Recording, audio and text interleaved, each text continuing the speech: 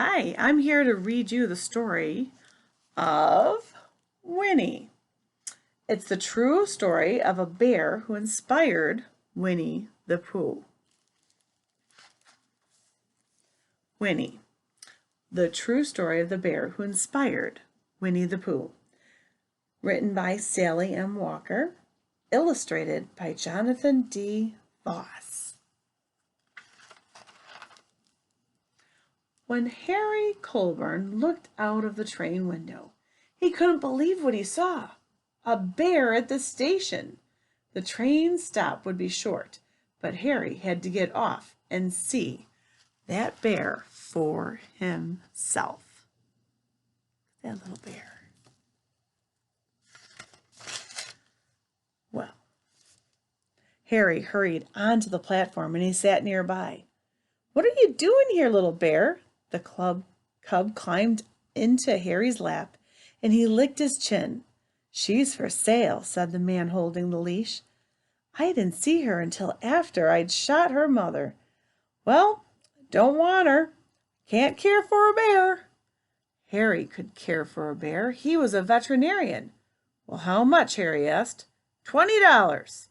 The train whistle blew and Harry decided. He paid the man, picked up the cub, and he carried her onto the train. Look at that. There he is, carrying that little baby cub onto a train.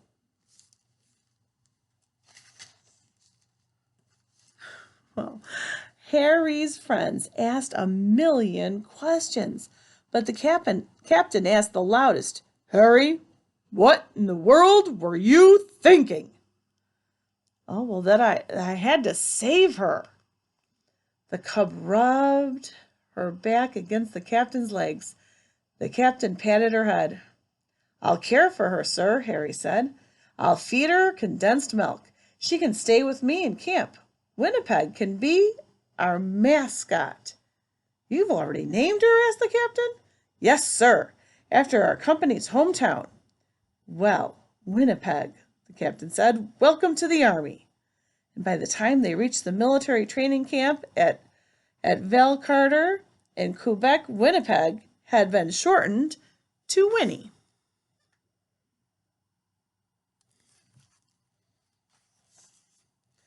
Well, Harry's job was caring for horses that would be needed for battle. Winnie's job was being Harry's shadow. While Harry listened to a horse's heart, Winnie nuzzled its muzzle. If the horse snorted and scared Winnie, Harry cuddled her until she stopped trembling. Look at that. So sweet. Winnie's favorite game was playing hide and seek biscuits. Using her long claws, she pulled hidden biscuits from Harry's pockets. "Good girl," Harry praised her when she succeeded. Sometimes Harry went places where Winnie couldn't, and other soldiers' cubs sat. They photographed Winnie and they took her for walks. But no matter where Winnie went during the day, she slept under Harry's cot every night.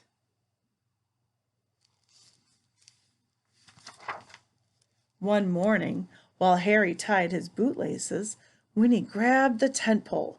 The tent walls shook and Winnie, no! Harry shouted, and after that, Harry let Winnie climb small trees, but he always held her leash so she couldn't climb too high. A month passed, and then the captain received bad news. The war across the Atlantic Ocean's getting worse. More soldiers and horses are needed. We must leave Canada and go to England. The ships will be leaving in a few days. Well, Harry, he just could not leave Winnie. "Sir, she must come with us." And the other soldiers agreed. And when the horses and soldiers boarded the SS Manitou, so did Winnie. Look at, there she is, see?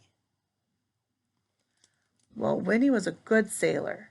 Harry wasn't. He lay seasick In the ship's hospital, while he was sick, Winnie played with the other soldiers, but she ran straight to Harry as soon as he was better. In England, Harry, Winnie, and the horses traveled to a new military camp. For 7 weeks, Winnie watched soldiers practice marching. She heard gunshots when they practiced shooting. Still, every night she slept under Harry's cot. And one day the captain said, "The war is even worse. We must go to France and care for horses that get wounded." And on a battlefield, Winnie could get hurt, even killed. Now, Harry didn't want to leave Winnie, but he couldn't take her to France. He thought long and hard, and finally, Harry contacted the London Zoo. "Winnie, the zoo has a brand new place called the Mappin Terraces, which is built just for bears. Zookeepers know exactly how to care for a bear."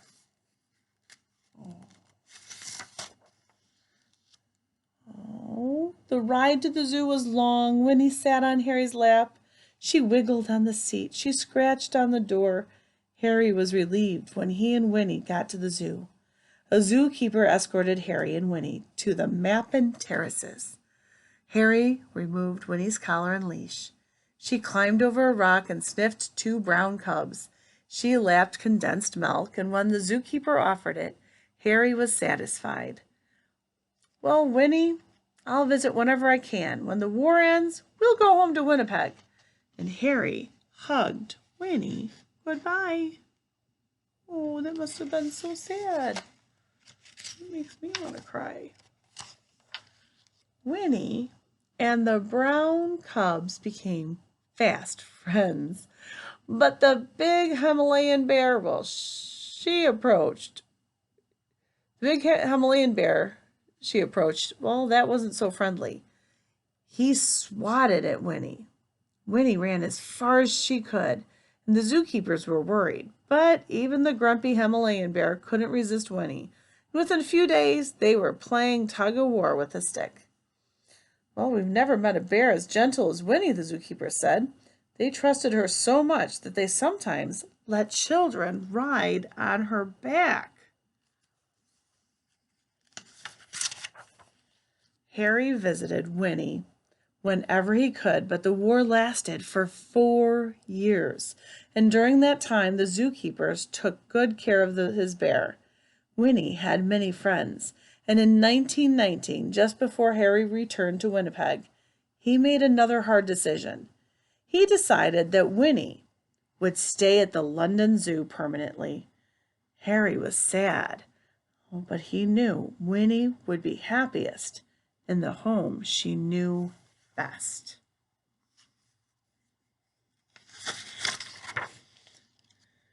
One day, when Winnie was nearly 11 years old, a little boy visited her. "Oh, Bear," cried the boy, whose name was Christopher Robin. He hugged Winnie and he fed her milk. And the boy's father, a well-known author, watched his son laugh and play with the bear. And all the way home, Christopher Robin talked about Winnie. That's right, Christopher Robin was a real boy. And Winnie was a real bear. Well, at bedtime, Christopher Robin and his Teddy snuggled under the covers. "Would you and Edward Bear like to hear a story?" asked the boy's father. "Yes," said Christopher Robin, "but Edward has changed his name to Winnie-the-Pooh." And once upon a time, said his father, a bear named Winnie-the-Pooh lived in a forest. And more stories followed until one day those stories grew into a book. After that, the real Winnie became even more famous. Although more people came to see her, Winnie's everyday life remained normal. The zookeepers treated her kindly. Friendly visitors scratched her back, and gentle children spoon-fed her milk. For Winnie, this was the best way to care for a bear. Aw, she liked honey. Oh, sweet. Let's see. wanted to show you a couple pictures. So these are real pictures. So this is a picture of, let's see, Winnie eagerly licking the spoon when zookeepers fed her condensed milk. And then this is Christopher Robin, the real Christopher Robin, that little boy, and his dad, A.A. Millen. Wow, look at that. And then there are some other pictures in the very front I wanted to show you. There they are, of that wonderful officer, veterinarian Harry, who saved the baby cub, Winnie, and brought her to London from Canada. And made that hard choice of leaving her in the zoo. She had such a happy life, and a story was written about her.